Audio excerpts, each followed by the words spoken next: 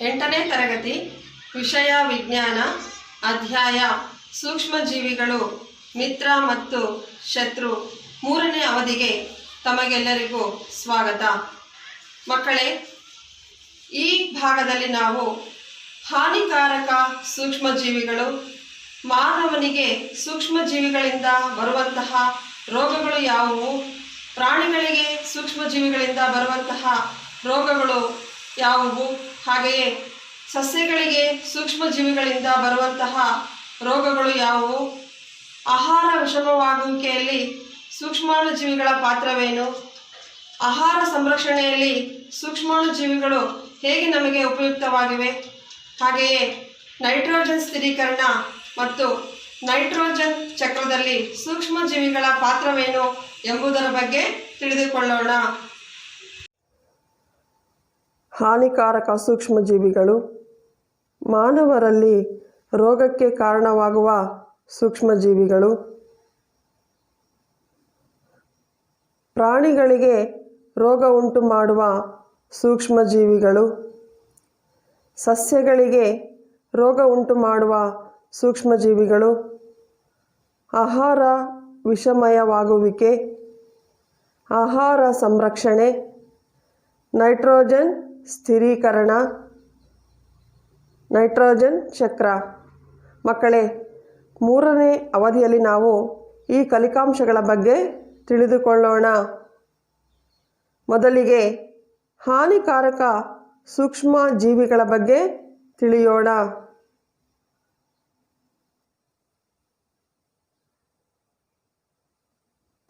ಮಕ್ಕಳೇ, ಈ ಸೂಕ್ಷ್ಮಜೀವಿಗಳು ನಾವು ಸೇವಿಸುವಂತಹ ಆಹಾರ ಹಾಗೂ ನಾವು ಉಪಯೋಗಿಸುವಂತಹ ಚರ್ಮದ ವಸ್ತುಗಳು ಇವುಗಳನ್ನು ಹಾನಿ ಮಾಡುವುದರ ಜೊತೆಗೆ ಸಸ್ಯ ಮತ್ತು ಪ್ರಾಣಿಗಳಲ್ಲಿ ಅನೇಕ ರೋಗಗಳನ್ನು ಉಂಟು ಮಾಡುತ್ತವೆ. ಹಾಗಾಗಿ ಅಂತಹ ಸೂಕ್ಷ್ಮಜೀವಿಗಳನ್ನು ರೋಗಕಾರಕ ಸೂಕ್ಷ್ಮಜೀವಿಗಳು ಎನ್ನುತ್ತೇವೆ. ಹಾಗಾದರೆ ರೋಗಕಾರಕ ಸೂಕ್ಷ್ಮಜೀವಿಗಳು ಎಂದರೇನು ಎಂಬುದನ್ನು ತಿಳಿಯೋಣ.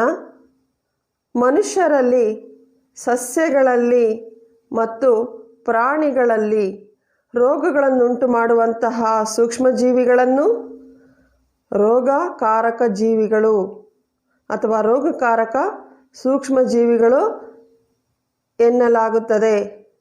ಗೊತ್ತಾಯ್ತಲ್ವ ಮಕ್ಕಳೇ? ರೋಗಗಳನ್ನು ಮಾಡುವಂತಹ ಸೂಕ್ಷ್ಮಜೀವಿಗಳಿಗೆ ನಾವು ರೋಗಕಾರಕ ಸೂಕ್ಷ್ಮಜೀವಿಗಳು ಎಂದು ಕರೆಯುತ್ತೇವೆ. ಮಕ್ಕಳೇ, ನಾವು ಈಗ ಮಾನವರಲ್ಲಿ ಸೂಕ್ಷ್ಮಜೀವಿಗಳು ಉಂಟು ಮಾಡುವಂತಹ ರೋಗಗಳು ಯಾವುವು ಎಂಬುದರ ಬಗ್ಗೆ ತಿಳಿಯೋಣ. ಚಿತ್ರವನ್ನು ಗಮನಿಸಿ ಮಕ್ಕಳೇ. ಮನುಷ್ಯರಲ್ಲಿ ಅನೇಕ ವಿಧಾನಗಳಿಂದ ರೋಗಗಳು ಹರಡುತ್ತವೆ. ನೋಡಿ ಮಕ್ಕಳೇ, ಇಲ್ಲಿ ಸೋಂಕಿತ ವ್ಯಕ್ತಿಯಿಂದ ಆರೋಗ್ಯವಂತ ವ್ಯಕ್ತಿಗೆ ಅನೇಕ ವಿಧಾನಗಳ ಮೂಲಕ ರೋಗಗಳು ಹರಡುತ್ತವೆ. ಹಾಗಾದರೆ ಆ ವಿಧಾನಗಳು ಯಾವುವು? ಚಿತ್ರದಲ್ಲಿ ಗಮನಿಸಿ ಮಕ್ಕಳೇ. ಕೆಲವು ರೋಗಗಳು ಸೋಂಕಿತ ವ್ಯಕ್ತಿಯೊಂದಿಗೆ ನೇರ ಸಂಪರ್ಕದಿಂದ ಹರಡುತ್ತವೆ. ಹಾಗೆಯೇ ಇನ್ನು ಕೆಲವು ರೋಗಗಳು ಸೋಂಕಿತ ವ್ಯಕ್ತಿಯು ಕೆಮ್ಮಿದಾಗ ಅಥವಾ ಸೀನಿದಾಗ ಹೊರಬರುವಂತಹ ಗಾಳಿಯಲ್ಲಿ ಸೂಕ್ಷ್ಮಜೀವಿಗಳಿದ್ದು ಅಂತಹ ಗಾಳಿಯನ್ನು ಸೇವನೆ ಮಾಡಿದಾಗ ಗಾಳಿಯ ಮೂಲಕ ಅನೇಕ ರೋಗಗಳು ಆರೋಗ್ಯವಂತ ವ್ಯಕ್ತಿಗೆ ಹರಡುತ್ತವೆ.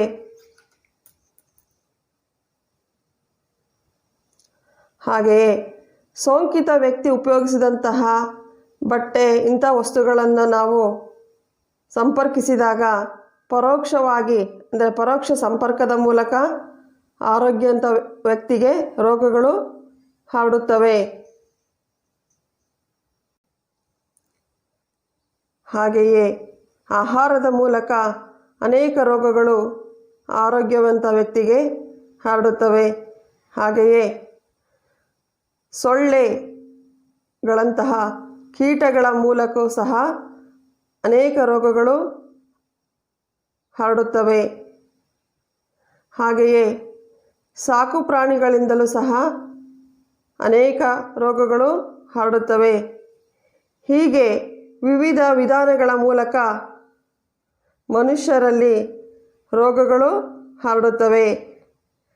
ನೇರ ಸಂಪರ್ಕದ ಮೂಲಕ, ಗಾಳಿಯ ಮೂಲಕ, ಪರೋಕ್ಷ ಸಂಪರ್ಕದ ಮೂಲಕ, ಆಹಾರದ ಮೂಲಕ, ಕೀಟಗಳ ಮೂಲಕ, ಸಾಕು ಪ್ರಾಣಿಗಳ ಮೂಲಕ, ಹೀಗೆ ಮನುಷ್ಯರಲ್ಲಿ ರೋಗಗಳು ಹರಡುವಂತಹ ವಿಧಾನಗಳು ಗೊತ್ತಾಯ್ತಲ್ವ ಮಕ್ಕಳೇ? ಮೊದಲಿಗೆ ಸಂಪರ್ಕದಿಂದ ಹರಡುವ ರೋಗಗಳು ಎಂದರೇನು ಎಂಬುದರ ಬಗ್ಗೆ ತಿಳಿದುಕೊಳ್ಳೋಣ.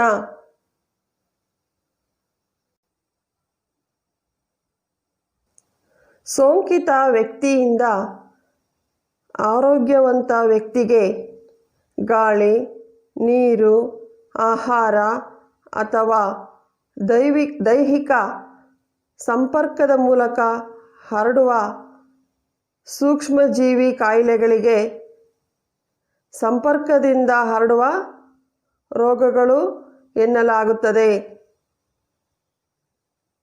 ಸೋಂಕಿತ ವ್ಯಕ್ತಿಯಿಂದ ಆರೋಗ್ಯವಂತ ವ್ಯಕ್ತಿಗೆ ದೈಹಿಕ ಸಂಪರ್ಕದ ಮೂಲಕ ಹರಡುವಂಥ ರೋಗಗಳೇ ಸಂಪರ್ಕದಿಂದ ಹರಡುವ ರೋಗಗಳು ಅಂತ ಗೊತ್ತಾಯ್ತಲ್ವ ಮಕ್ಕಳೇ?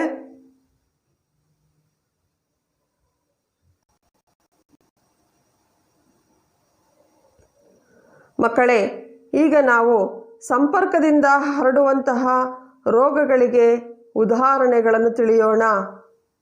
ಅಂತಹ ರೋಗಗಳು ಯಾವುವೆಂದರೆ ಕಾಲರಾ ರೋಗ, ಸಾಮಾನ್ಯ ಶೀತ, ಚಿಕನ್ ಪಾಕ್ಸ್ ಅಥವಾ ಸಿತಾಳೆ ಸಿಡುಬು, ಕ್ಷಯ ರೋಗ.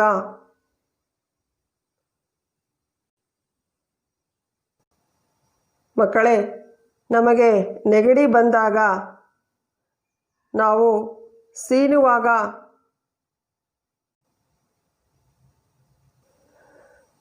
ಏಕೆಂದರೆ ಸಾಮಾನ್ಯ ಶೀತದಿಂದ ಬಳಲುತ್ತಿರುವ ಒಬ್ಬ ವ್ಯಕ್ತಿಯು ಸೀನಿದಾಗ ಆ ವ್ಯಕ್ತಿಯ ಬಾಯಿಯಿಂದ ಸಾವಿರಾರು ವೈರಸ್ಗಳನ್ನು ಹೊಂದಿರುವಂತಹ ಸೂಕ್ಷ್ಮವಾದಂತಹ ಹನಿಗಳು ಗಾಳಿಯಲ್ಲಿ ಪ್ರವೇಶಿಸುತ್ತವೆ ಅಥವಾ ಗಾಳಿಯಲ್ಲಿ ಹರಡಿಕೊಳ್ಳುತ್ತವೆ. ಅಂತಹ ಗಾಳಿಯನ್ನು ನಾವು ಉಸಿರಾಡುತ್ತೇವೆ ಅಲ್ಲವೇ? ಉಸಿರಾಟದ ಮೂಲಕ ನಾವು ಈ ಗಾಳಿಯನ್ನು ತೆಗೆದುಕೊಂಡಾಗ ಆ ಗಾಳಿಯಲ್ಲಿರುವಂತಹ ವೈರಸ್ಗಳು ಆರೋಗ್ಯವಂತನ ದೇಹವನ್ನು ಪ್ರವೇಶಿಸುತ್ತವೆ ಮತ್ತು ಆರೋಗ್ಯವಂತ ವ್ಯಕ್ತಿಗೆ ರೋಗವನ್ನುಂಟು ಮಾಡುತ್ತವೆ. ಆದ್ದರಿಂದ ನಾವು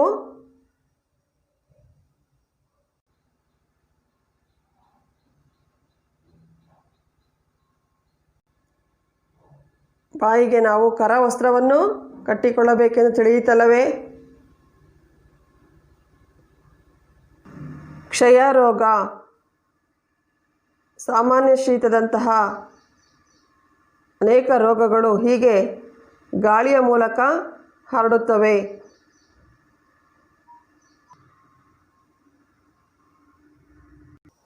ಮಕ್ಕಳೇ, ಈಗ ನಾವು ವಾಹಕಗಳ ಮೂಲಕ ಹರಡುವ ರೋಗಗಳ ಬಗ್ಗೆ ತಿಳಿಯೋಣ. ಹಾಗಾದರೆ ಅಂತಹ ರೋಗಗಳು ಯಾವುವೆಂದರೆ ಮಲೇರಿಯಾ, ರೇಬಿಸ್, ಡೆಂಗ್ಯೂ. ಇವು ವಾಹಕಗಳ ಮೂಲಕ ಹರಡುವಂತಹ ರೋಗಗಳು, ಅಂದರೆ ಕೀಟಗಳ ಮೂಲಕ ಮತ್ತು ಸಾಕು ಪ್ರಾಣಿಗಳ ಮೂಲಕ ಹರಡುವಂತಹ ರೋಗಗಳಾಗಿವೆ. ಮಕ್ಕಳೇ, ಈಗ ನಾವು ವಾಹಕಗಳು ಎಂದರೇನು ಎಂಬುದನ್ನು ತಿಳಿಯೋಣ. ರೋಗಪೀಡಿತ ವ್ಯಕ್ತಿಯಿಂದ ರೋಗಕಾರಕಗಳನ್ನು ಸಂಭಾವ್ಯ ಆತಿಥೇಯ ವ್ಯಕ್ತಿಗೆ ಸಾಗಿಸುವಂತಹ ಪ್ರಾಣಿಗಳನ್ನೇ ವಾಹಕಗಳು ಎಂದು ಕರೆಯುತ್ತೇವೆ. ಅಂತಹ ಸಾಮಾನ್ಯ ವಾಹಕಗಳೆಂದರೆ ಸೊಳ್ಳೆಗಳು, ನೊಣಗಳು. ಬರ್ಕೊಳ್ತೀರಲ್ವ ಮಕ್ಕಳೇ? ಮಲೇರಿಯಾ ರೋಗವನ್ನುಂಟು ಮಾಡುವ ಪರೋಪಜೀವಿಯಾದಂತಹ ಪ್ಲಾಸ್ಮೋಡಿಯಂ ಎಂಬ ಏಕಕೋಶ ಜೀವಿಯನ್ನು ಕೊಂಡೊಯ್ಯುವಂತಹ ವಾಹಕ ಯಾವುದೆಂದರೆ ಅನಾಫಿಲಿಸ್ ಎಂಬ ಹೆಣ್ಣು ಸೊಳ್ಳೆ.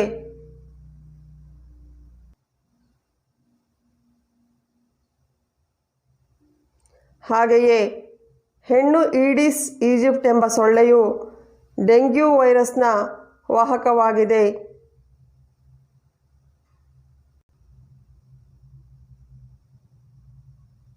ಮಕ್ಕಳೇ, ಹಾಗಾದರೆ ಇಂತಹ ರೋಗವಾಹಕ ಸೊಳ್ಳೆಗಳು ಎಲ್ಲಿ ಸಂತಾನೋತ್ಪತ್ತಿಯನ್ನು ನಡೆಸುತ್ತವೆ? ನೋಡಿ ಮಕ್ಕಳೇ, ಚಿತ್ರದಲ್ಲಿ ಗಮನಿಸಿ. ಇಂತಹ ರೋಗವಾಹಕ ಸೊಳ್ಳೆಗಳು ನಿಂತ ನೀರಿನ ಮೇಲೆ ಸಂತಾನೋತ್ಪತ್ತಿ ಮಾಡುತ್ತವೆ. ಆದ್ದರಿಂದ ನಾವು ನಮ್ಮ ಸುತ್ತಮುತ್ತ ನೀರು ನಿಲ್ಲದಂತೆ ಎಚ್ಚರಿಕೆಯನ್ನು ವಹಿಸಬೇಕು ಅಲ್ಲವೇ ಮಕ್ಕಳೇ? ಏಕೆಂದರೆ ಇಂತಹ ರೋಗಕಾರಕ ಹರಡುವಂತಹ ಸೊಳ್ಳೆಗಳು ಉತ್ಪತ್ತಿಯಾಗಿ ಆರೋಗ್ಯದ ಮೇಲೆ ಪರಿಣಾಮವನ್ನುಂಟು ಮಾಡುತ್ತವೆ. ಹಾಗಾದರೆ ಮಕ್ಕಳೇ, ಮಲೇರಿಯಾ ಅಥವಾ ಡೆಂಗ್ಯೂ ಹರಡುವಿಕೆಯನ್ನು ನಾವು ಹೇಗೆ ನಿಯಂತ್ರಿಸಬಹುದು? ಈ ರೋಗಗಳು ಕೀಟಗಳ ಮೂಲಕ ಅಂದರೆ ಸೊಳ್ಳೆಗಳಂತಹ ಕೀಟಗಳ ಮೂಲಕ ಹರಡುತ್ತವೆ ಎಂಬುದು ನಿಮಗೆ ತಿಳಿದಿದೆ ಅಲ್ಲವೇ? ಅದಕ್ಕೋಸ್ಕರ ನಾವು ಮಲಗುವಾಗ ಸೊಳ್ಳೆ ಪರದೆ ಮತ್ತು ಸೊಳ್ಳೆ ವಿಕರ್ಷಕಗಳನ್ನು ಬಳಸುವುದು ಉತ್ತಮ. ಇದರಿಂದ ಸೊಳ್ಳೆಗಳು ಕಚ್ಚುವುದು ತಪ್ಪುತ್ತದೆ. ಮಲೇರಿಯಾ ಮತ್ತು ಡೆಂಗ್ಯೂ ರೋಗಗಳನ್ನು ಸಹ ನಿಯಂತ್ರಿಸಬಹುದು.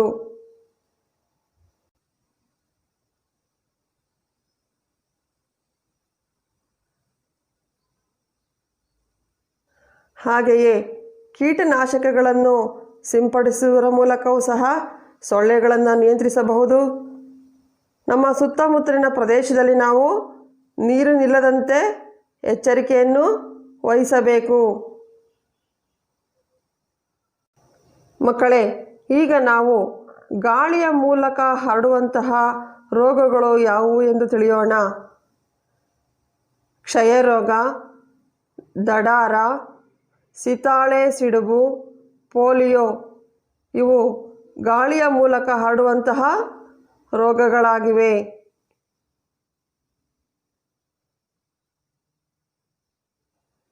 ಹಾಗಾದರೆ ಇಂತಹ ರೋಗಗಳನ್ನು ನಾವು ಹೇಗೆ ನಿಯಂತ್ರಿಸಬಹುದು? ರೋಗ ನಿಯಂತ್ರಣ ಕ್ರಮಗಳು ಯಾವುವು ಎಂದು ತಿಳಿಯೋಣ. ಮಕ್ಕಳೇ, ಅಂತಹ ರೋಗಿಯನ್ನು ನಾವು ಸಂಪೂರ್ಣವಾಗಿ ಪ್ರತ್ಯೇಕವಾಗಿ ಇರಿಸಬೇಕು. ಹಾಗೆಯೇ ರೋಗಿಗೆ ಸೇರಿದಂತಹ ವಸ್ತುಗಳನ್ನು ಇತರರಿಂದ ದೂರ ಇರಿಸುವುದು, ಹಾಗೆಯೇ ಸೂಕ್ತ ವಯಸ್ಸಿಗೆ ಲಸಿಕೆಯನ್ನು ನೀಡುವುದು. ಮಕ್ಕಳೇ, ಈಗ ಪ್ರಪಂಚದಾದ್ಯಂತ ಹರಡಿರುವಂತಹ ಕೊರೋನಾ ವೈರಸ್ ಕೋವಿಡ್-19 ಇದು ಸಹ ಗಾಳಿಯ ಮೂಲಕ ಹರಡುವಂತಹ ರೋಗವಾಗಿರುವುದರಿಂದ ನಾವು ಸೂಕ್ತವಾದಂತಹ ನಿಯಂತ್ರಣ ಕ್ರಮಗಳನ್ನು ನಾವು ಅನುಸರಿಸಬೇಕು. ಮಕ್ಕಳೇ, ಈಗ ನಾವು ಕಲುಷಿತವಾದ ನೀರು ಹಾಗೂ ಕಲುಷಿತವಾದ ಆಹಾರದ ಮೂಲಕ ಹರಡುವಂಥ ರೋಗಗಳು ಯಾವುವು ಎಂದು ತಿಳಿಯೋಣ. ಅಂತಹ ರೋಗಗಳು ಯಾವುವೆಂದರೆ ಕಾಲರಾ ರೋಗ, ಟೈಫಾಯ್ಡ್ ಅಥವಾ ವಿಷಮ ಶೀತ ಜ್ವರ, ಹೆಪಟೈಟಿಸ್ ಎ. ಮಕ್ಕಳೇ, ಆದ್ದರಿಂದ ನಾವು ನೀರನ್ನು ಕುಡಿಯುವಾಗ ಎಚ್ಚರಿಕೆಯನ್ನು ವಹಿಸಬೇಕು. ಎಲ್ಲೆಂದರಲ್ಲಿ ನಾವು ಕಲುಷಿತವಾದಂಥ ನೀರನ್ನು ಕುಡಿಯಬಾರದು. ಹಾಗೆಯೇ ತೆರೆದಿಟ್ಟಂತಹ ಆಹಾರ ಪದಾರ್ಥಗಳನ್ನು ಸಹ ಸೇವನೆ ಮಾಡಬಾರದು. ಮಕ್ಕಳೇ, ಈಗ ನಾವು ಪ್ರಾಣಿಗಳಲ್ಲಿ ಸೂಕ್ಷ್ಮಜೀವಿಗಳು ಉಂಟು ಮಾಡುವ ರೋಗಗಳು ಯಾವುವು ಎಂದು ತಿಳಿಯೋಣ. ಪ್ರಾಣಿಗಳಲ್ಲಿ ಉಂಟಾಗುವಂತಹ ರೋಗಗಳೆಂದರೆ ಆಂಥ್ರಾಕ್ಸ್ ರೋಗ, ಕಾಲು ಮತ್ತು ಬಾಯಿ ರೋಗ. ಮಕ್ಕಳೇ, ಆಂಥ್ರಾಕ್ಸ್ ರೋಗವು ಜಾನುವಾರುಗಳಲ್ಲಿ ಕಂಡುಬರುತ್ತದೆ. ಆಂಥ್ರಾಕ್ಸ್ ರೋಗವನ್ನುಂಟು ಮಾಡುವಂತಹ ಸೂಕ್ಷ್ಮಜೀವಿ ಅಂದರೆ ಬ್ಯಾಕ್ಟೀರಿಯಾ ಯಾವುದೆಂದರೆ ಬೆಸಿಲಸ್ ಆಂಥ್ರಾಸಿಸ್. 1876ರಲ್ಲಿ ರಾಬರ್ಟ್ ಕೋಚ್ ಎಂಬ ವಿಜ್ಞಾನಿ ಈ ಆಂಥ್ರಾಕ್ಸ್ ರೋಗಕ್ಕೆ ಬ್ಯಾಕ್ಟೀರಿಯಾಗಳೇ ಕಾರಣ ಎಂದು ಕಂಡುಹಿಡಿದರು.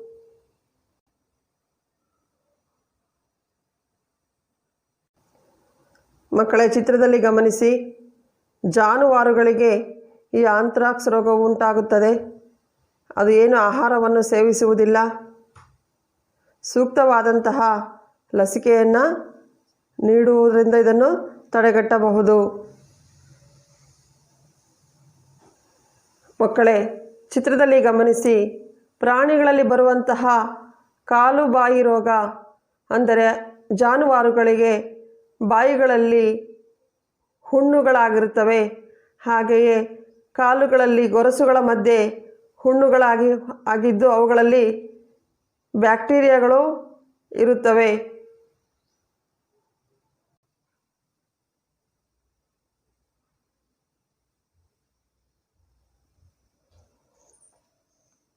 ಮಕ್ಕಳೇ, ರಾಬರ್ಟ್ ಕೋಚ್ ವಿಜ್ಞಾನಿಯ ಭಾವಚಿತ್ರವನ್ನು ಗಮನಿಸಿ. ಈ ವಿಜ್ಞಾನಿಯು ಆಂಥ್ರಾಕ್ಸ್ ರೋಗಕ್ಕೆ ಕಾರಣವಾದಂತಹ ಆಂಥ್ರಾಕ್ಸ್ ಬೆಸಿಲಸ್ ಎಂಬ ಬ್ಯಾಕ್ಟೀರಿಯಾವನ್ನು ಪತ್ತೆ ಮಾಡಿದನು. ಮಕ್ಕಳೇ, ಈಗ ನಾವು ಸಸ್ಯಗಳಲ್ಲಿ ಸೂಕ್ಷ್ಮಜೀವಿಗಳಿಂದ ಬರುವಂತಹ ರೋಗಗಳು ಯಾವುವು ಎಂದು ತಿಳಿಯೋಣ. ಮಕ್ಕಳೇ, ಚಿತ್ರದಲ್ಲಿ ಗಮನಿಸಿ. ಸಿಟ್ರಸ್ ಕ್ಯಾಂಕರ್ ಎಂಬುದು ಸಸ್ಯ ರೋಗವಾಗಿದೆ. ಸಿಟ್ರಸ್ ಹಣ್ಣುಗಳಾದಂತಹ ನಿಂಬೆ, ಕಿತ್ತಳೆ, ಮೋಸಂಬಿ ಇಂತಹ ಸಸ್ಯಗಳಿಗೆ ಬರುವಂತಹ ರೋಗವಾಗಿದೆ. ಝ್ಯಾಂಥೋಮಾನಸ್ ಸಿಟ್ರಿ ಎಂಬ ಬ್ಯಾಕ್ಟೀರಿಯಾದಿಂದ ಈ ರೋಗವು ಬರುತ್ತದೆ. ರೋಗಪೀಡಿತ ಎಲೆ, ಹಣ್ಣುಗಳ ಭಾಗಗಳನ್ನು ಗಮನಿಸಿ. ಮಕ್ಕಳೇ ನೋಡಿ, ಸೂಕ್ಷ್ಮಜೀವಿಗಳು ಮಾನವನಿಗಷ್ಟೇ ಅಲ್ಲ, ಪ್ರಾಣಿಗಳಿಗಷ್ಟೇ ಅಲ್ಲದೆ ಸಸ್ಯಗಳಿಗೂ ಸಹ ಅನೇಕ ರೋಗಗಳನ್ನು ಉಂಟು ಮಾಡುತ್ತವೆ. ಇದರಿಂದ ಇಳುವರಿಯು ಕುಂಠಿತವಾಗುತ್ತದೆ. ಮತ್ತೊಂದು ಚಿತ್ರವನ್ನು ಗಮನಿಸಿ ಮಕ್ಕಳೇ. ಗೋಧಿಯ ತುಕ್ಕು ರೋಗ. ನೋಡ್ರಿ, ಗೋಧಿಯ ಗಿಡದ ಎಲೆಗಳ ಮೇಲೆ ಕಂದು ಬಣ್ಣದ ತುಕ್ಕಿನಂತಹ ರಚನೆಗಳು ಕಂಡುಬರುತ್ತವೆ ಅಲ್ಲವೇ? ಇದಕ್ಕೆ ಕಾರಣ ಸೂಕ್ಷ್ಮಜೀವಿಗಳೇ. ಇದನ್ನು ತುಕ್ಕು ರೋಗ ಎಂದು ಕರೆಯುತ್ತಾರೆ. ಇದಕ್ಕೆ ಕಾರಣವಾದ ಸೂಕ್ಷ್ಮಜೀವಿ ಎಂದರೆ ಪುಕ್ಸಿನಿಯಾ ಟ್ರಿಟಿಸಿನಾ. ಮತ್ತೊಂದು ಚಿತ್ರವನ್ನು ಗಮನಿಸಿ ಮಕ್ಕಳೇ. ಬೆಂಡೆ ಗಿಡದ ಎಲೆಗಳು. ಮಕ್ಕಳೇ, ನಾವು ಈಗ ಆಹಾರ ವಿಷಮವಾಗುವಿಕೆ ಎಂದರೇನು, ಆಹಾರ ವಿಷಮವಾಗಲು ಕಾರಣವೇನು ಹಾಗೂ ಆಹಾರ ವಿಷಮಯವಾಗುವಿಕೆಯಿಂದ ಉಂಟಾಗುವ ಪರಿಣಾಮಗಳೇನು ಎಂಬುದರ ಬಗ್ಗೆ ತಿಳಿದುಕೊಳ್ಳೋಣ.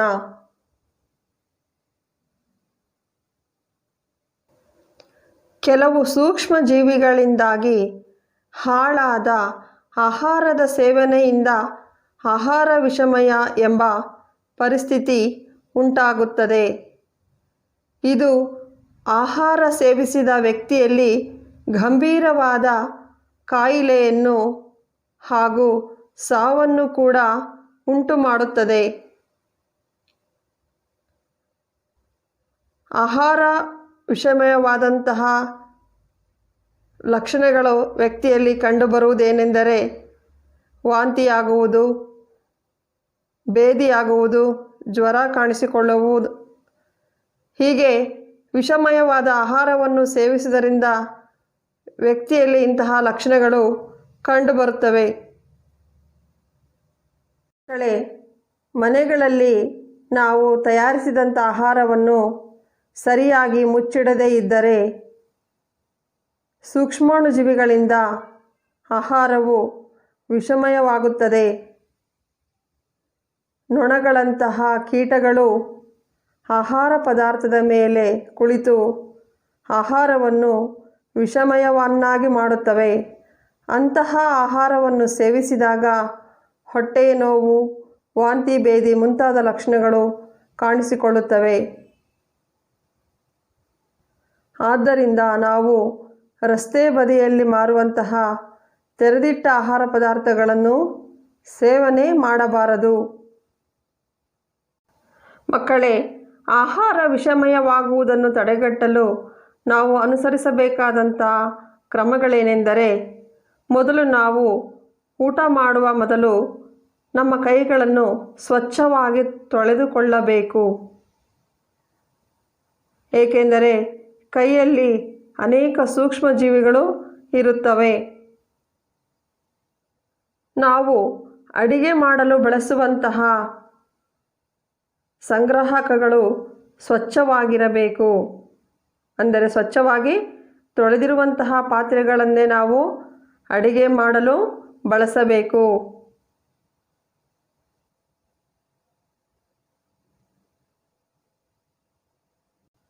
ಮೂರನೆಯ ಕ್ರಮವೇನೆಂದರೆ, ನಾವು ಅಡಿಗೆ ಮಾಡಲು ಬಳಸುವಂತಹ ತರಕಾರಿಗಳನ್ನು ಸ್ವಚ್ಛವಾಗಿ ತೊಳೆಯಬೇಕು. ನಾಲ್ಕನೇ ಕ್ರಮವೇನೆಂದರೆ, ನಾವು ತಯಾರಿಸುವಂತಹ ಆಹಾರವು ಸರಿಯಾಗಿ ಬೆಂದಿರಬೇಕು. ಸರಿಯಾಗಿ ಆಹಾರ ಪದಾರ್ಥವನ್ನು ಬೇಯಿಸಬೇಕು. ನಾವು ತಯಾರಿಸಿದಂತಹ ಆಹಾರವನ್ನು ತಕ್ಷಣವೇ ಸೇವಿಸಬೇಕು. ಹೆಚ್ಚು ಕಾಲ ಹಾಗೆ ಇಡದೆ ಬಿಸಿಯಾದ ಆಹಾರವನ್ನು ಸೇವಿಸಬೇಕು. ಮನೆಗಳಲ್ಲಿ ನಾವು ಆಹಾರ ಪದಾರ್ಥಗಳನ್ನು ಸರಿಯಾದ ರೀತಿಯಲ್ಲಿ ಸಂಗ್ರಹಣೆ ಮಾಡಬೇಕು. ಮಕ್ಕಳೇ, ಆಹಾರ ವಿಷಮಯವಾಗುವುದರಿಂದ ಅಂಥ ಆಹಾರವನ್ನು ನಾವು ಸೇವನೆ ಮಾಡಿದಾಗ ಬರುವಂತಹ ರೋಗಗಳೆಂದರೆ ಡಯೇರಿಯಾ, ಅತಿಸಾರ ಭೇದಿ,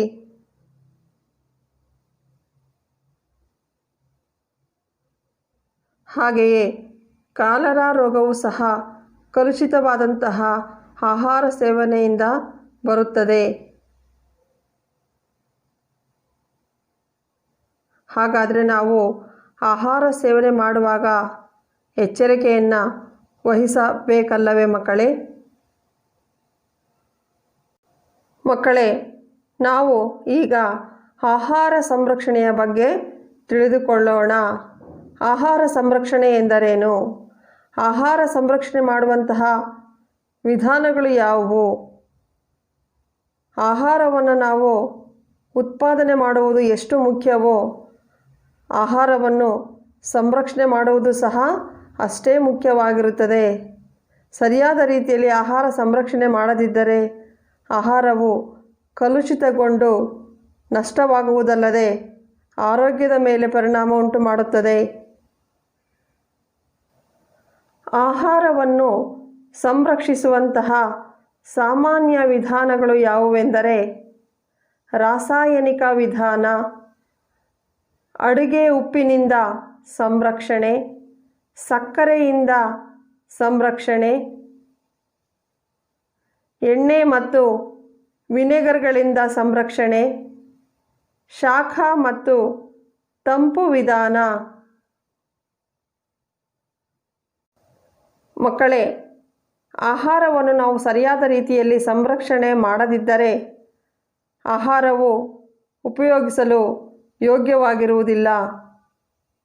ಆಹಾರವು ಕೆಡಲು ಮುಖ್ಯವಾಗಿ 2 ಅಂಶಗಳು ಕಾರಣವಾಗುತ್ತವೆ: ಆಂತರಿಕ ಅಂಶಗಳು, ಬಾಹ್ಯ ಅಂಶಗಳು. ಆಂತರಿಕ ಅಂಶಗಳೆಂದರೆ ಆಹಾರ ಪದಾರ್ಥಗಳಲ್ಲೇ ಇರುವ ಅಂಶಗಳಾದಂತಹ ತೇವಾಂಶ, ಕಿಣ್ವಗಳ ಚಟುವಟಿಕೆ, ಇವು ಆಂತರಿಕ ಅಂಶಗಳಾಗಿವೆ. ಹಾಗೆಯೇ ಆಹಾರ ಕೆಡಲು ಬಾಹ್ಯ ಅಂಶಗಳು ಕೂಡ ಕಾರಣವಾಗಿವೆ. ವಾತಾವರಣದಲ್ಲಿರುವ ತೇವಾಂಶ, ಉಷ್ಣತೆ, ಸೂಕ್ಷ್ಮಜೀವಿಗಳು, ಕೀಟಗಳು, ಹೀಗೆ ಬಾಹ್ಯ ಅಂಶಗಳು ಸಹ ಆಹಾರವು ಕೆಡಲು ಕಾರಣವಾದಂಥ ಅಂಶಗಳಾಗಿವೆ.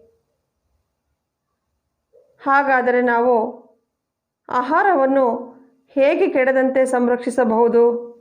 ಮೊದಲನೇದಾಗಿ ರಾಸಾಯನಿಕ ವಿಧಾನದ ಬಗ್ಗೆ ನಾವು ಈಗ ತಿಳಿದುಕೊಳ್ಳೋಣ. ರಾಸಾಯನಿಕ ವಿಧಾನ ಎಂದರೆ ಕೆಲವು ರಾಸಾಯನಿಕ ವಸ್ತುಗಳನ್ನು ಬಳಸಿ ನಾವು ಆಹಾರ ಸಂರಕ್ಷಣೆ ಮಾಡುವಂತಹ ವಿಧಾನವೇ ರಾಸಾಯನಿಕ ವಿಧಾನ. ಸೂಕ್ಷ್ಮ ಜೀವಿಗಳ ಬೆಳವಣಿಗೆಯನ್ನು ತಡೆಗಟ್ಟಲು ನಾವು ಕೆಲವು ರಾಸಾಯನಿಕಗಳನ್ನು ಬಳಸುತ್ತೇವೆ. ಅಂತಹ ರಾಸಾಯನಿಕಗಳು ಯಾವುವೆಂದರೆ ಉಪ್ಪು ಅಥವಾ ಆಮ್ಲ ಸಂರಕ್ಷಕಗಳು. ಮಕ್ಕಳೇ, ನಿಮ್ಮ ಮನೆಗಳಲ್ಲಿ ನಿಮ್ಮ ಅಮ್ಮ ಮಾಡುವಂತಹ ಉಪ್ಪಿನಕಾಯಿ ಸಂರಕ್ಷಣೆ ಮಾಡುವಂತಹ ರಾಸಾಯನಿಕ ವಸ್ತು ಯಾವುದು ಎಂದು ತಿಳಿದಿದೆಯೇ? ಅದು ಉಪ್ಪು. ನೆಲ್ಲಿಕಾಯಿಯ ಉಪ್ಪಿನಕಾಯಿ, ನಿಂಬೆ ಹಣ್ಣಿನ ಉಪ್ಪಿನಕಾಯಿ ಇವುಗಳನ್ನು ಸಂರಕ್ಷಿಸುವಂತಹ ರಾಸಾಯನಿಕ ಯಾವುದು ಎಂದು ತಿಳಿಯುತ್ತೆ ಮಕ್ಕಳೇ? ಆ ರಾಸಾಯನಿಕವೇ ಉಪ್ಪು. ಈ ಅಡಿಗೆ ಉಪ್ಪು ಸೂಕ್ಷ್ಮ ಜೀವಿಗಳ ಬೆಳವಣಿಗೆಯನ್ನು ತಡೆಗಟ್ಟುತ್ತದೆ. ಆದ್ದರಿಂದ ನಾವು ವರ್ಷವಿಡೀ ಉಪ್ಪಿನಕಾಯಿಯನ್ನು ಕೆಡದಂತೆ ನಾವು ಸಂರಕ್ಷಿಸಬಹುದು ಎಂದು ತಿಳಿಯಿತಲ್ಲವೇ?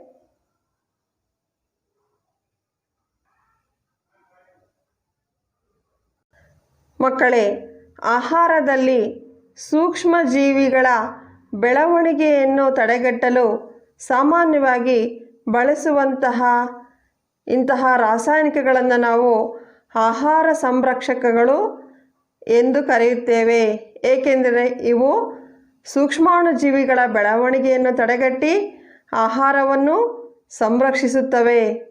ಉಪ್ಪು, ಸಕ್ಕರೆ ಇಂತಹ ರಾಸಾಯನಿಕಗಳನ್ನು ನಾವು ಆಹಾರ ಸಂರಕ್ಷಕಗಳು ಎಂದು ಕರೆಯುತ್ತೇವೆ.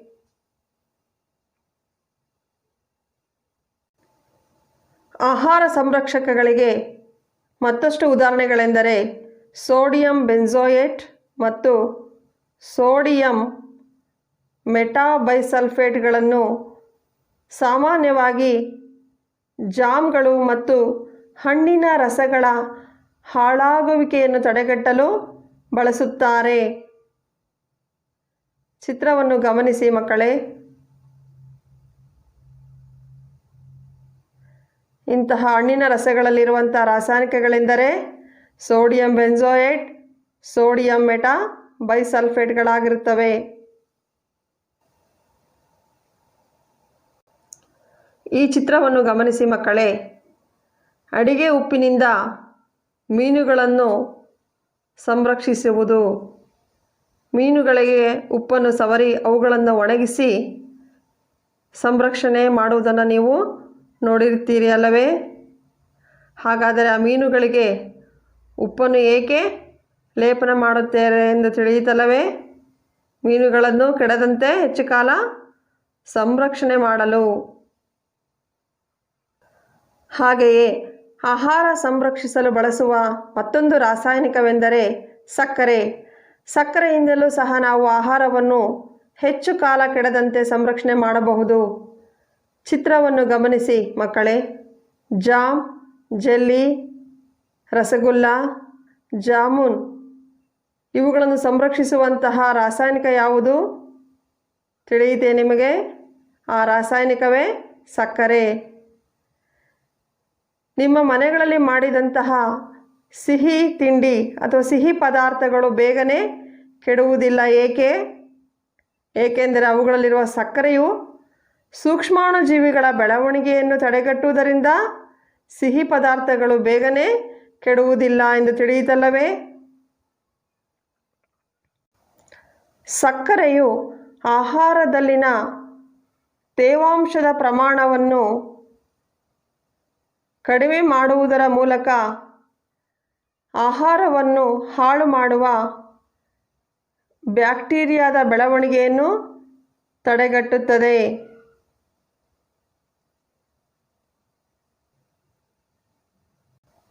ಮಕ್ಕಳೇ, ಆಹಾರ ಸಂರಕ್ಷಿಸಲು ಬಳಸುವಂತಹ ಮತ್ತು ಯಾವ ರಾಸಾಯನಿಕಗಳೆಂದರೆ ಎಣ್ಣೆ ಮತ್ತು ವಿನೆಗರ್ಗಳು.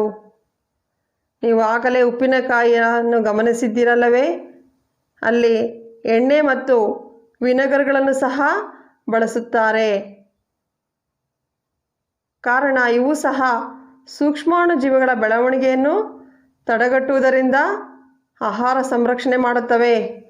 ತರಕಾರಿಗಳು, ಹಣ್ಣುಗಳು, ಮೀನುಗಳು ಮತ್ತು ಮಾಂಸಗಳನ್ನು ಸಾಮಾನ್ಯವಾಗಿ ಈ ವಿಧಾನದಿಂದ ಸಂರಕ್ಷಿಸಲಾಗುತ್ತದೆ. ಅಂಗಡಿಯಿಂದ ತಂದಂತಹ ಉಪ್ಪಿನಕಾಯಿಯಲ್ಲಿ ನೀವು ಹೆಚ್ಚು ಎಣ್ಣೆ ಇರುವುದನ್ನು ಗಮನಿಸಿದ್ದೀರಿ ಅಲ್ಲವೇ? ಏಕೆಂದರೆ ಅದು ಹಾಳಾಗಬಾರದೆಂದು ಹೆಚ್ಚು ಎಣ್ಣೆಯನ್ನು ಬಳಸಿರುತ್ತಾರೆ. ಹಾಗೆಯೇ ಅದರಲ್ಲಿ ವಿನೆಗರ್ ಕೂಡ ಇರುತ್ತದೆ.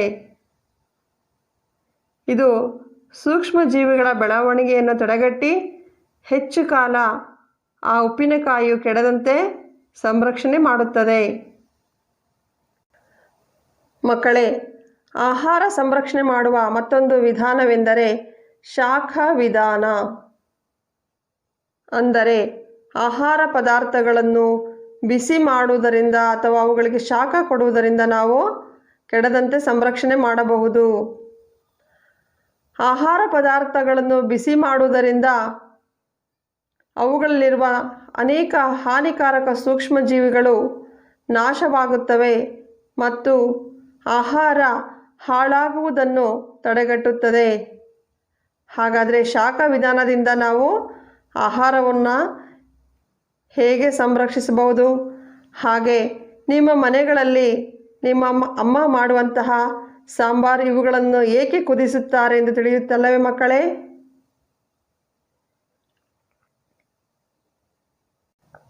ಮಕ್ಕಳೇ, ನಾವು ಈಗ ಆಹಾರ ಸಂರಕ್ಷಣೆ ಮಾಡುವಂತಹ ಮತ್ತೊಂದು ವಿಧಾನವಾದ ಪಾಶ್ಚರೀಕರಣ ವಿಧಾನದ ಬಗ್ಗೆ ತಿಳಿದುಕೊಳ್ಳೋಣ. ಚಿತ್ರವನ್ನು ಗಮನಿಸಿ ಮಕ್ಕಳೇ. ಒಂದು ಪಾತ್ರೆಯಲ್ಲಿ ಹಾಲನ್ನು ಕಾಯಿಸುತ್ತಿರುವುದನ್ನು ನೀವು ನೋಡುತ್ತಿದ್ದೀರಿ ಅಲ್ಲವೇ? ಹಾಲನ್ನು ಸಂರಕ್ಷಿಸುವಂತಹ ಈ ವಿಧಾನವೇ ಪಾಶ್ಚರೀಕರಣ ವಿಧಾನ. ಈ ವಿಧಾನವನ್ನು ಕಂಡುಹಿಡಿದಂತಹ ವಿಜ್ಞಾನಿ ಯಾರೆಂದರೆ ಲೂಯಿಸ್ ಪ್ಯಾಶ್ಚರ್. ಅವರ ಹೆಸರನ್ನೇ ಈ ವಿಧಾನದಲ್ಲಿ ಇಡಲಾಗಿದೆ. ಮಕ್ಕಳೇ, ಈಗ ನಾವು ಪಾಶ್ಚರೀಕರಣ ವಿಧಾನ ಎಂದರೇನು ಎಂದು ತಿಳಿದುಕೊಳ್ಳೋಣ. ಹಾಲನ್ನು ಸುಮಾರು 70 ಡಿಗ್ರಿ ತಾಪದಲ್ಲಿ 15 ರಿಂದ 30 ನಿಮಿಷಗಳವರೆಗೆ ನಿಧಾನವಾಗಿ ಕಾಯಿಸಿ ಮತ್ತು ತಕ್ಷಣ ಅದನ್ನು ತಂಪುಗೊಳಿಸಿ ಶೇಖರಿಸುವುದನ್ನು ಪಾಶ್ಚರೀಕರಣ ವಿಧಾನ ಎನ್ನುವರು. ಹೀಗೆ ಮಾಡುವುದರಿಂದ ಹಾಲಿನಲ್ಲಿರುವಂತಹ ಹಾನಿಕಾರಕ ಬ್ಯಾಕ್ಟೀರಿಯಾಗಳು ನಾಶವಾಗಿ ಹಾಲನ್ನು ನಾವು ಕೆಡದಂತೆ ಸಂರಕ್ಷಿಸಬಹುದು. ಈ ವಿಧಾನವನ್ನು ಡೈರಿಗಳಲ್ಲಿ ಬಳಸುತ್ತಾರೆ. ಮಕ್ಕಳೇ, ಈ ಹಾಲಿನ ಪ್ಯಾಕೆಟನ್ನು ನೀವು ಪ್ರತಿನಿತ್ಯ ಗಮನಿಸಿರಬಹುದು ಅಲ್ಲವೇ? ನೋಡಿ ಮಕ್ಕಳೇ, ಈ ಹಾಲಿನ ಪ್ಯಾಕೆಟ್ನ ಮೇಲೆ ಪ್ಯಾಶ್ಚರೈಸ್ಡ್ ಮಿಲ್ಕ್ ಅಂತ ಬರೆದಿರುತ್ತಾರೆ ಅಲ್ಲವೇ? ಅಂದರೆ ಇದು ಪಾಶ್ಚರೀಕರಿಸಿದ ಹಾಲು ಎಂದರ್ಥ. ಹೀಗೆ ಪಾಶ್ಚರೀಕರಣ ವಿಧಾನದಿಂದ ಡೈರಿಗಳಲ್ಲಿ ಹಾಲನ್ನು ಕೆಡದಂತೆ ಸಂರಕ್ಷಿಸಲು ಬಳಸುತ್ತಾರೆ. ಮಕ್ಕಳೇ, ಆಹಾರ ಸಂರಕ್ಷಿಸುವಂತಹ ಮತ್ತೊಂದು ವಿಧಾನವೆಂದರೆ ಶೀತಕ ಸಂಗ್ರಹಣೆ. ಚಿತ್ರವನ್ನು ಗಮನಿಸಿ ಮಕ್ಕಳೇ. ನಿಮ್ಮ ಮನೆಗಳಲ್ಲಿ ಆಹಾರ ಪದಾರ್ಥವನ್ನು ರೆಫ್ರಿಜಿರೇಟರ್ಗಳಲ್ಲಿ ಇಡುವುದನ್ನು ನೀವು ನೋಡಿರ್ತೀರಿ ಅಲ್ಲವೇ? ಹಾಗಾದರೆ ಈ ವಿಧಾನವೇ ತಂಪು ವಿಧಾನ. ಇಲ್ಲಿ ಆಹಾರವು ಹೇಗೆ ಸಂರಕ್ಷಿಸಲ್ಪಡುತ್ತದೆ? ಈ ವಿಧಾನದಲ್ಲಿ 6 ಡಿಗ್ರಿ ಸೆಂಟಿಗ್ರೇಡ್ನಿಂದ 8 ಡಿಗ್ರಿ ಸೆಂಟಿಗ್ರೇಡ್ ಉಷ್ಣತೆಯಲ್ಲಿ ಆಹಾರ ಪದಾರ್ಥಗಳನ್ನು ಸಂಗ್ರಹಿಸುತ್ತಾರೆ. ಈ ವಿಧಾನಕ್ಕೆ ಶೀತಕ ಸಂಗ್ರಹಣೆ ಎಂದು ಕರೆಯುತ್ತೇವೆ.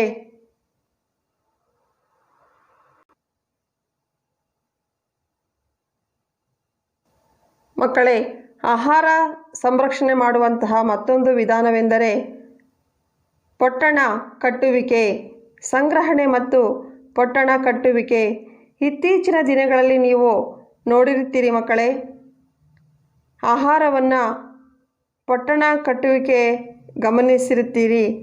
ಒಣ ಹಣ್ಣುಗಳು, ತರಕಾರಿಗಳು, ಹಣ್ಣುಗಳು ಮುಂತಾದ ಆಹಾರ ಪದಾರ್ಥಗಳನ್ನು ಪೊಟ್ಟಣ ಕಟ್ಟುವುದರಿಂದ ಸೂಕ್ಷ್ಮಾಣುಜೀವಿಗಳಿಂದ ಅವುಗಳನ್ನು ರಕ್ಷಿಸಿ ಹೆಚ್ಚು ಕಾಲ ಸಂರಕ್ಷಣೆ ಮಾಡುತ್ತಾರೆ. ಈ ವಿಧಾನವೇ ಪೊಟ್ಟಣ ಕಟ್ಟುವಿಕೆ ವಿಧಾನ. ಮಕ್ಕಳೇ, ಇದುವರೆಗೂ ನಾವು ಆಹಾರ ಸಂರಕ್ಷಣೆ ಮಾಡುವಂತಹ ವಿಧಾನಗಳು ಯಾವುವೆಂದು ನಾವು ತಿಳಿದುಕೊಂಡೆವು ಅಲ್ಲವೇ? ಮಕ್ಕಳೇ, ಈಗ ನಾವು ನೈಟ್ರೋಜನ್ ಸ್ಥಿರೀಕರಣದ ಬಗ್ಗೆ ತಿಳಿದುಕೊಳ್ಳೋಣ. ಚಿತ್ರವನ್ನು ಗಮನಿಸಿ ಮಕ್ಕಳೇ. ದ್ವಿದಳ ಸಸ್ಯದ ಬೇರುಗಳಲ್ಲಿ ಬೇರುಗಂಟುಗಳು ಈ ರೀತಿ ಕಂಡುಬರುತ್ತವೆ. ಆ ಬೇರುಗಂಟುಗಳಲ್ಲಿರುವಂತಹ ಬ್ಯಾಕ್ಟೀರಿಯಾ ಯಾವುದು? ಆ ಬ್ಯಾಕ್ಟೀರಿಯಾವೇ ರೈಜೋಬಿಯಂ ಎಂಬ ಬ್ಯಾಕ್ಟೀರಿಯಾ. ಈ ರೈಜೋಬಿಯಂ ಎಂಬ ಬ್ಯಾಕ್ಟೀರಿಯಾವು ವಾತಾವರಣದಲ್ಲಿರುವಂತಹ ನೈಟ್ರೋಜನ್ ಅಂಶವನ್ನು ನೇರವಾಗಿ ಹೀರಿಕೊಂಡು ಮಣ್ಣಿಗೆ ವರ್ಗಾಯಿಸಲ್ಪಡುತ್ತದೆ. ಅಂತಹ ಮಣ್ಣು ಫಲವತ್ತಾಗಿ ಸಸ್ಯಗಳಿಗೆ ಪೋಷಕಾಂಶಯುಕ್ತ ಮಣ್ಣು ದೊರೆಯುತ್ತದೆ. ಹಾಗಾಗಿ ಈ ರೈಜೋಬಿಯಂ ಬ್ಯಾಕ್ಟೀರಿಯಾಗಳು ನೈಟ್ರೋಜನ್ ಚಕ್ರದಲ್ಲಿ ಬಹುಮುಖ್ಯ ಪಾತ್ರವನ್ನು ವಹಿಸುತ್ತವೆ. ಹಾಗಾದರೆ ನೈಟ್ರೋಜನ್ ಚಕ್ರ ಎಂದರೇನು ಎಂಬುದನ್ನು ನಾವು ಅದರ ಬಗ್ಗೆ ಒಂದು ವಿಡಿಯೋವನ್ನು ನೋಡೋಣವೇ ಮಕ್ಕಳೇ? ವಾತಾವರಣದ ನೈಟ್ರೋಜನ್. ನಾನು ವಾತಾವರಣದಲ್ಲಿ 78% ಇದ್ದೇನೆ. ಎಲ್ಲ ಜೀವಿಗಳಲ್ಲಿ ಪ್ರೋಟೀನ್, ಪತ್ರಹರಿತ್ತು, ನ್ಯೂಕ್ಲಿಕ್ ಆಮ್ಲ, ವಿಟಮಿನ್ಗಳ ಭಾಗವಾಗಿದ್ದೇನೆ. ನಾನೀಗ ಸಸ್ಯದಲ್ಲಿ ಸೇರಿಕೊಂಡು ಪ್ರೋಟೀನ್ ಆಗುತ್ತೇನೆ. ನೈಟ್ರೋಜನ್ ಈಗ ದ್ವಿದಳ ಸಸ್ಯದ ಬಳಿಗೆ ಹೋಗುತ್ತದೆ. ಮಿತ್ರ, ನಾನು ಬಂದಿದ್ದೇನೆ. ಕ್ಷಮಿಸು ಮಿತ್ರ, ವಾತಾವರಣದ ನೈಟ್ರೋಜನ್ ಅನ್ನು ನಾನು ನೇರವಾಗಿ ತೆಗೆದುಕೊಳ್ಳಲಾರೆ. ವಾತಾವರಣದಲ್ಲಿರುವ ನೈಟ್ರೋಜನ್ ಅನ್ನು ಸಸ್ಯಗಳು ಮತ್ತು ಪ್ರಾಣಿಗಳು ನೇರವಾಗಿ ತೆಗೆದುಕೊಳ್ಳುವುದಿಲ್ಲ. ವಾತಾವರಣದಲ್ಲಿರುವ ನೈಟ್ರೋಜನ್ ಅನ್ನು ಉಪಯುಕ್ತ ನೈಟ್ರೋಜನ್ ಸಂಯುಕ್ತವನ್ನಾಗಿ ಪರಿವರ್ತಿಸಬೇಕಾಗುತ್ತದೆ. ಈ ಕ್ರಿಯೆಯನ್ನೇ ನೈಟ್ರೋಜನ್ ಸ್ಥಿರೀಕರಣ ಎನ್ನುತ್ತೇವೆ. ಮಿತ್ರ, ನನ್ನ ಬೇರಿನ ಬಳಿ ಹೋಗು. ದ್ವಿದಳ ಸಸ್ಯದ ಬೇರುಗಳ ಗಂಟುಗಳಲ್ಲಿ ರೈಜೋಬಿಯಂ ಎಂಬ ಬ್ಯಾಕ್ಟೀರಿಯಾಗಳು ಕಂಡುಬರುತ್ತವೆ. ನಾನು ರೈಜೋಬಿಯಂ ಬ್ಯಾಕ್ಟೀರಿಯಾ. ನಾನು ನೈಟ್ರೋಜನ್ ಸ್ಥಿರೀಕರಣ ಮಾಡುತ್ತೇನೆ. ವಾತಾವರಣದ ನೈಟ್ರೋಜನ್ ಅನ್ನು ಅಮೋನಿಯಾ ಅಣುವನ್ನಾಗಿ ಪರಿವರ್ತಿಸುತ್ತೇನೆ.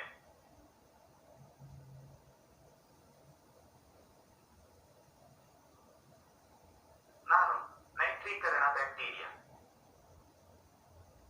ನಾನು ಅಮೋನಿಯಾ ಅಣುವನ್ನು ನೈಟ್ರೇಟ್ ಅಣುಗಳನ್ನಾಗಿ ಪರಿವರ್ತಿಸುತ್ತೇನೆ.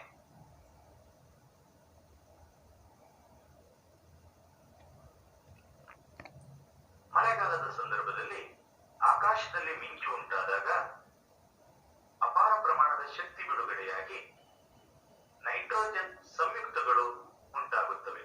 ಹೀಗೆ ಮಿಂಚಿನಿಂದ ಸ್ವಾಭಾವಿಕ ಸ್ಥಿರೀಕರಣ ನಡೆಯುತ್ತದೆ. ಈ ನೈಟ್ರೋಜನ್ ಸಂಯುಕ್ತಗಳನ್ನು ಬೇರುಗಳು ಹೀರಿಕೊಳ್ಳುತ್ತವೆ.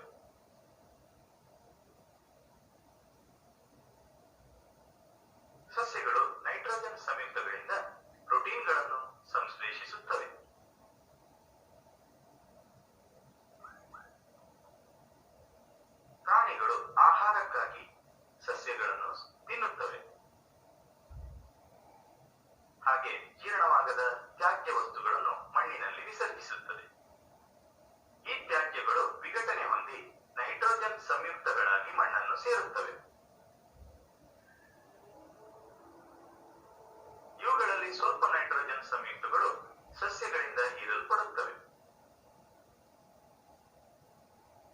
ನಾನು ಡಿನೈಟ್ರೀಕರಣ ಬ್ಯಾಕ್ಟೀರಿಯಾ. ನಾನು ನೈಟ್ರೋಜನ್ ಸಂಯುಕ್ತಗಳನ್ನು ನೈಟ್ರೋಜನ್ ಅನಿಲವನ್ನಾಗಿ ಪರಿವರ್ತಿಸುತ್ತೇನೆ.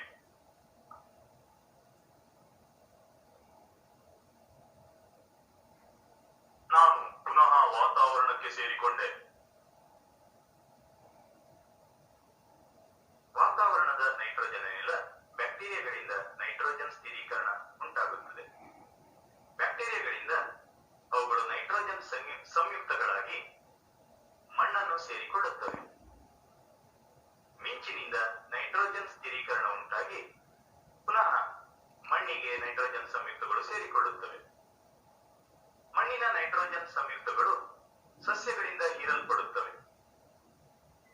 ಸಸ್ಯಗಳನ್ನು ಪ್ರಾಣಿಗಳು ಭಕ್ಷಿಸುತ್ತವೆ. ಹಾಗೆ ಪ್ರಾಣಿಗಳ ತ್ಯಾಜ್ಯವು ಪುನಃ ನೈಟ್ರೋಜನ್ ಸಂಯುಕ್ತಗಳ ರೂಪದಲ್ಲಿ ಮಣ್ಣನ್ನು ಸೇರುತ್ತದೆ. ಮಣ್ಣಿನ ನೈಟ್ರೋಜನ್ ಸಂಯುಕ್ತಗಳನ್ನು ಬ್ಯಾಕ್ಟೀರಿಯಾಗಳು ನೈಟ್ರೋಜನ್ ಅನಿಲವಾಗಿ ಪರಿವರ್ತಿಸುತ್ತದೆ. ಹೀಗೆ ಸಸ್ಯಗಳನ್ನು ಪ್ರಾಣಿಗಳು ಭಕ್ಷಿಸುತ್ತವೆ.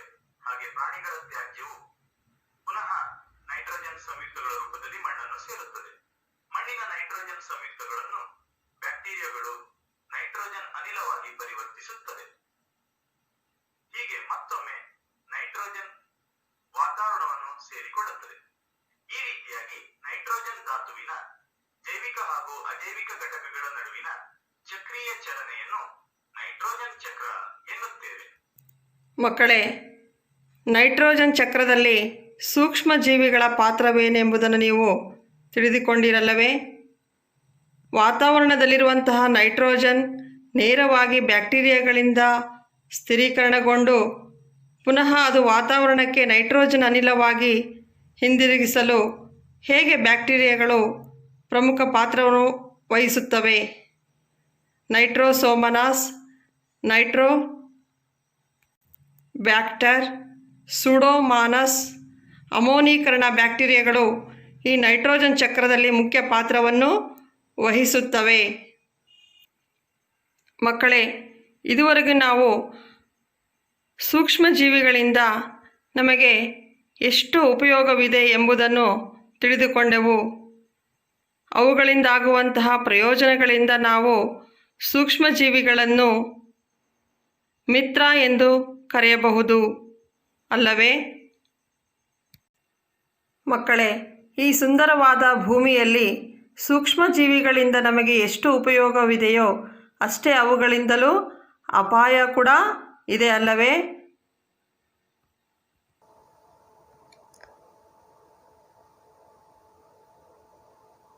ರೋಗಕಾರಕ ಸೂಕ್ಷ್ಮಜೀವಿಗಳು ಕೀಟದ ಮೇಲೆ ಅಂಟಿಕೊಂಡು ಆಹಾರವನ್ನು ವಿಷಮಯವನ್ನಾಗಿ ಮಾಡುತ್ತವೆ.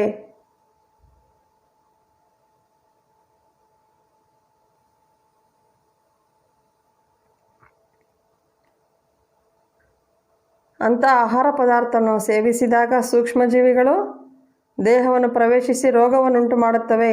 ಉದಾಹರಣೆ, ಕಾಲರಾ ರೋಗ.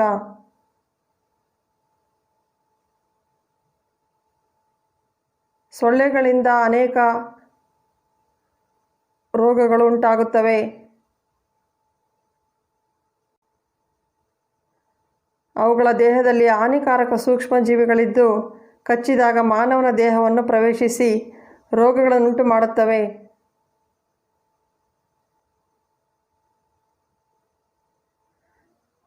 ಕಾಲರಾ, ವಾಂತಿ, ಭೇದಿ ಇದರ ಮುಖ್ಯ ಲಕ್ಷಣಗಳಾಗಿದ್ದು ಆಹಾರ ಕಲುಷಿತವನ್ನು ಗೊಳಿಸುವುದರಿಂದ ಬರುತ್ತದೆ.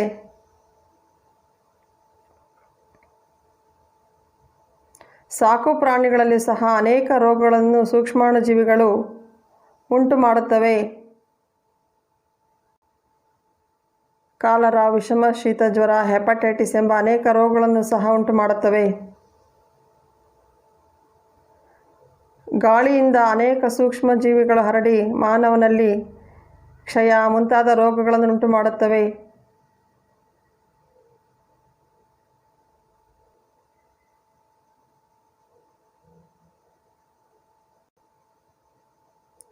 ಜಾನುವಾರುಗಳಲ್ಲಿ ಸಹ ಅನೇಕ ರೋಗಗಳನ್ನುಂಟು ಮಾಡುತ್ತವೆ.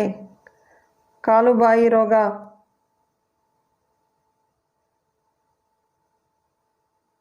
ಅಷ್ಟೇ ಅಲ್ಲದ ಅನೇಕ ಸಸ್ಯಗಳಿಗೂ ಸಹ ಸೂಕ್ಷ್ಮಜೀವಿಗಳು ರೋಗಗಳನ್ನುಂಟು ಮಾಡುತ್ತವೆ. ನಿಂಬೆ ಹಣ್ಣಿನ ಗಿಡಕ್ಕೆ ಗೋಧಿಯ ತುಕ್ಕು ರೋಗ,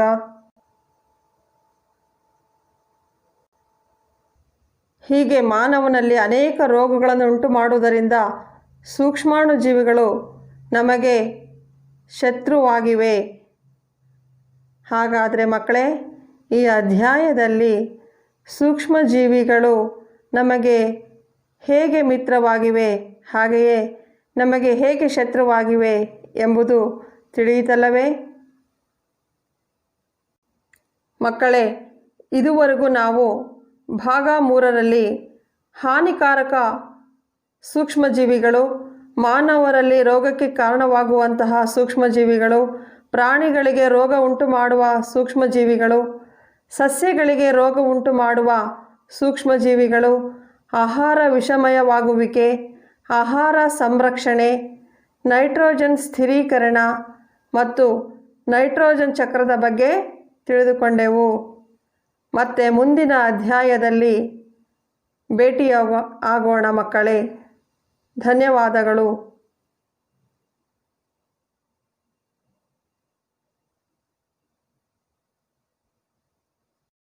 ಮಕ್ಕಳೇ, ಸೂಕ್ಷ್ಮಜೀವಿಗಳು ಮತ್ತು ಅವುಗಳ ಲಕ್ಷಣಗಳ ಬಗ್ಗೆ ಒಂದು ಹಾಡಿನ ಮೂಲಕ ತಿಳಿದುಕೊಳ್ಳೋಣ. ಸೂಕ್ಷ್ಮಜೀವಿಗಳು ಸೂಕ್ಷ್ಮಜೀವಿಗಳು ಬರಿಗಣ್ಣಿಗೆ ಕಾಣಿಸದ ಸೂಕ್ಷ್ಮಜೀವಿಗಳು, ಸೂಕ್ಷ್ಮದರ್ಶಕದಲ್ಲಿ ನೋಡಬಹುದಾದ ಸೂಕ್ಷ್ಮಜೀವಿಗಳು, ಸೂಕ್ಷ್ಮಜೀವಿಗಳು. ವೈರಸ್, ಬ್ಯಾಕ್ಟೀರಿಯಾ, ಶಿಲೀಂಧ್ರ, ಶೈವಲಗಳು, ಪ್ರೋಟೋಜೋವಾ ಸೂಕ್ಷ್ಮಜೀವಿಗಳ ವಿಧಗಳು. ವೈರಸ್, ಬ್ಯಾಕ್ಟೀರಿಯಾ, ಶಿಲೀಂಧ್ರ, ಶೈವಲಗಳು, ಪ್ರೋಟೋಜೋವಾ ಸೂಕ್ಷ್ಮಜೀವಿಗಳ 5 ವಿಧಗಳು. ಸೂಕ್ಷ್ಮಜೀವಿಗಳು ಸೂಕ್ಷ್ಮಜೀವಿಗಳು ಬರಿಗಣ್ಣಿಗೆ ಕಾಣಿಸದ ಸೂಕ್ಷ್ಮಜೀವಿಗಳು, ಸೂಕ್ಷ್ಮದರ್ಶಕದಲ್ಲಿ ನೋಡಬಹುದಾದ ಸೂಕ್ಷ್ಮಜೀವಿಗಳು, ಸೂಕ್ಷ್ಮಜೀವಿಗಳು. ವೈರಸ್ಗಳು ಸೂಕ್ಷ್ಮಜೀವಿಗಳಲ್ಲಿ ಚಿಕ್ಕ ಗಾತ್ರವನ್ನು ಹೊಂದಿರುವವು. ನ್ಯೂಕ್ಲಿಕ್ ಆಮ್ಲ, ಪ್ರೋಟೀನ್ ಪದರದಿಂದಾದ ರಚನೆಯನ್ನು ಹೊಂದಿರುವವು. HIV, TMV, ಬ್ಯಾಕ್ಟೀರಿಯೋಫೇಜ್ಗಳು ವೈರಸ್ಗಳಿಗೆ ಉದಾಹರಣೆಗಳು. ಸೂಕ್ಷ್ಮಜೀವಿಗಳು ಸೂಕ್ಷ್ಮಜೀವಿಗಳು ಬರಿಗಣ್ಣಿಗೆ ಕಾಣಿಸದ ಸೂಕ್ಷ್ಮಜೀವಿಗಳು, ಸೂಕ್ಷ್ಮದರ್ಶಕದಲ್ಲಿ ನೋಡಬಹುದಾದ ಸೂಕ್ಷ್ಮಜೀವಿಗಳು, ಸೂಕ್ಷ್ಮಜೀವಿಗಳು. ಬ್ಯಾಕ್ಟೀರಿಯಾ ನಿರ್ದಿಷ್ಟ ಕೋಶ ಕೇಂದ್ರ ಹೊಂದಿಲ್ಲದ ಪ್ರೊಕ್ಯಾರಿಯೋಟ್ ಜೀವಿಗಳು, ವಿವಿಧ ಆಕಾರ ಹೊಂದಿರುವ ಸೂಕ್ಷ್ಮಜೀವಿಗಳೇ ಬ್ಯಾಕ್ಟೀರಿಯಾಗಳು. ದುಂಡಾಕಾರದ ಕಾಕೈ, ದಂಡಾಕಾರದ ಬೆಸಿಲಸ್, ಅರ್ಧಚಂದ್ರಾಕೃತಿಯ ವಿಬ್ರಿಯೋ, ಸುರಳಿಯಾಕಾರದ ಸ್ಪೈರಿಲಮ್. ಸೂಕ್ಷ್ಮಜೀವಿಗಳು ಸೂಕ್ಷ್ಮಜೀವಿಗಳು ಬರಿಗಣ್ಣಿಗೆ ಕಾಣಿಸದ ಸೂಕ್ಷ್ಮಜೀವಿಗಳು, ಸೂಕ್ಷ್ಮದರ್ಶಕದಲ್ಲಿ ನೋಡಬಹುದಾದ ಸೂಕ್ಷ್ಮಜೀವಿಗಳು, ಸೂಕ್ಷ್ಮಜೀವಿಗಳು.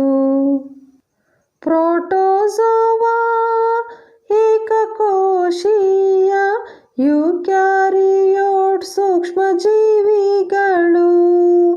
ಕಶಾಂಗಸಿಲಿಯ ಮಿಥ್ಯಪಾದಗಳೆಂಬ ಚಲನಾಂಗಗಳನ್ನು ಹೊಂದಿರುವವು.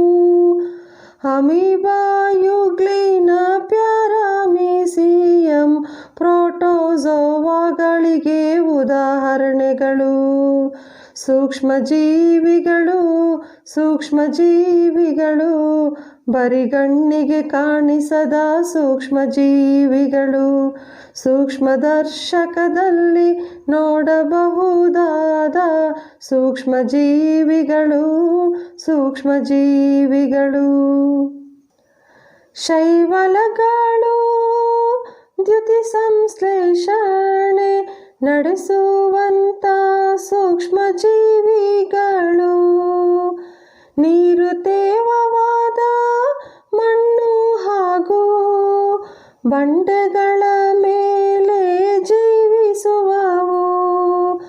ಲೈಂಗಿಕ ಮತ್ತು ಅಲೈಂಗಿಕ ವಿಧಾನಗಳಿಂದ ಸಂತಾನೋತ್ಪತ್ತಿ ನಡೆಸುವವು.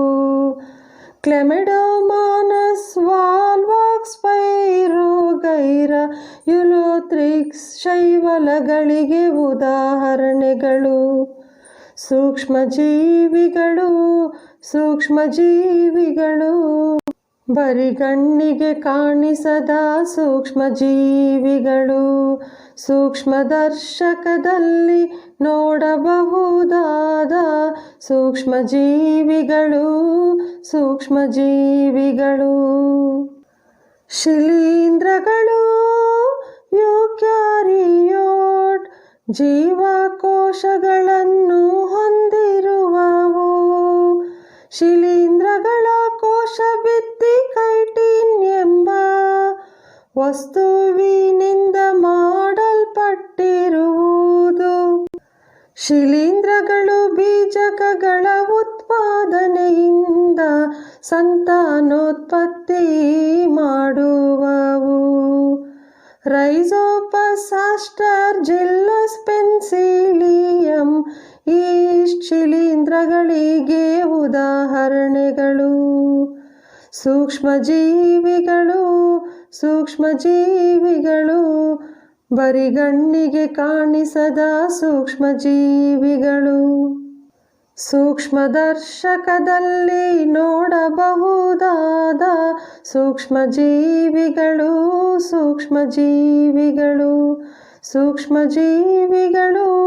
ಸೂಕ್ಷ್ಮಜೀವಿಗಳು ಬರಿಗಣ್ಣಿಗೆ ಕಾಣಿಸದ ಸೂಕ್ಷ್ಮಜೀವಿಗಳು.